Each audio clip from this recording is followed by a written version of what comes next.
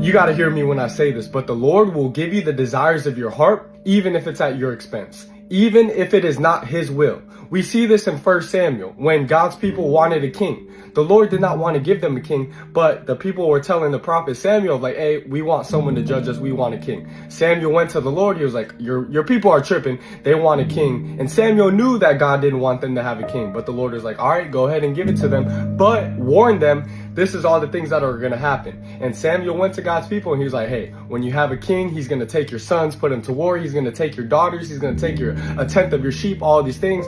God's people were like, man, we don't care. We just want a king. And Samuel went back to the Lord and the Lord is like, all right, so be it.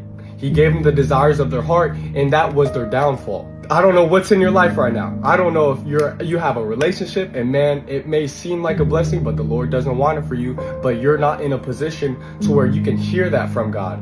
So you're staying in something that is not God's will. It could even seem like a blessing, like being at a church. The Lord could have called you to be at a church for a season, but you're over here being like, man, like, ain't nothing gonna take me away from the church, man. This is the biggest blessing ever. When you gotta understand that God is the biggest blessing ever, and he put you in that position. We have to be in a neutral position to hear anything from the Lord, because watch this, there's the voice of idolatry.